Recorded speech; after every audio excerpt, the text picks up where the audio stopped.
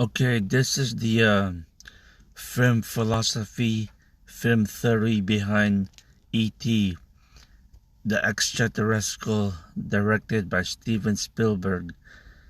In E.T., Elliot is a boy, a human boy, and in the same way that Elliot is a human boy, E.T. is also an alien boy. They're about the same age. Elliot maybe around 11, and E.T. also around 11 years old. In the same way E.T. got lost in the galaxy and landed on Earth, Elliot got lost in the forest and with his bicycle, and E.T. got lost in the universe with his spaceship. Now E.T. has a life factor, have a life power inside of him. Remember E.T.'s heart? When E.T. brought that dying plant to life, E.T. borrowed or entwined and borrowed the powers, the adaptability of the plant into our world.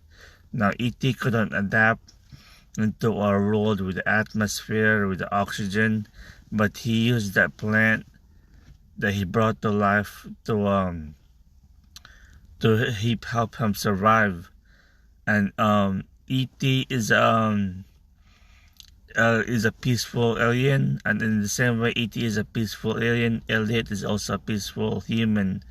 Now E.T. also adapted and linked his body into Elliot.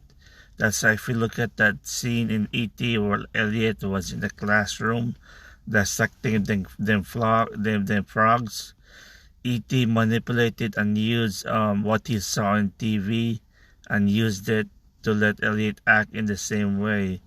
That's E.T.'s influence, and in the end of the movie, E.T., he was dying and he couldn't survive our planet anymore, and he sent that signal to have his people pick him up, and when his people was on the way of picking him up, the powers and the healing powers and the life factor powers he got from his parents, from his species, from his alien species, was resurrecting E.T. because they were coming for him, and E.T. could communicate with his parents through his heart.